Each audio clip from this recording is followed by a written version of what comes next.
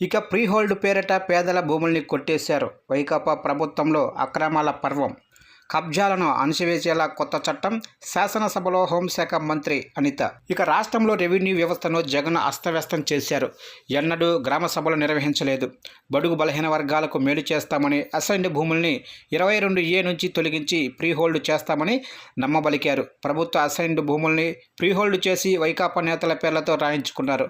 Pre హోల్డ్కు ముందే అమాయకులైన assigned భూముల యజమానులకు ఆశ చూపించి కారు చౌకగా కొట్టేశారు అని హోంశాఖ మంత్రి అనిత ధ్వజమెత్తారు.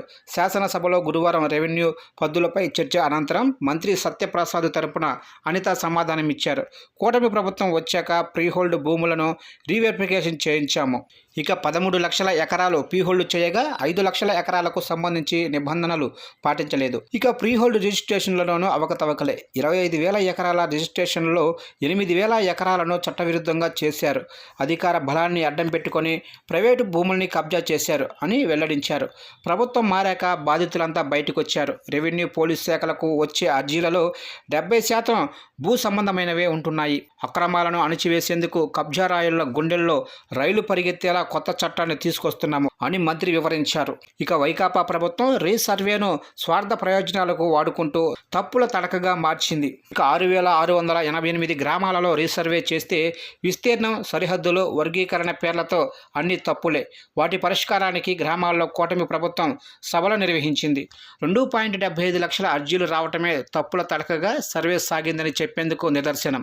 అందులో 98% పరిష్కరించాము. ఇక నెలాఖరులోగా 2% పరిష్కరిస్తాము. రెవెన్యూ సదస్సుల సందర్భంగా 1.8 లక్షల అర్జీలు రాగా 93% పరిష్కరించాము అని తెలిపారు. ఇక జనవరి 20న రాష్ట్ర వ్యాప్తంగా 628 గ్రామాల్లో శాస్త్రీయంగా రీసర్వే ప్రారంభించాము. ప్రతి మండలానికి ఒక గ్రామాన్ని పైలట్గా తీసుకుని రీసర్వే ప్రారంభించాము. ఒక్కో బ్లాకులో 2 సర్వేయర్లు, ఒక VRO, ఒక VRAను నియమించాము. వీరు 200 నుంచి 250 ఎకరాల్లో సర్వే చేస్తారు. బ్లాక్లోని రైతులతో ఒక వాట్సాప్ గ్రూప్ ఏర్పాటు చేసి సమాచారం పంపిస్తారు.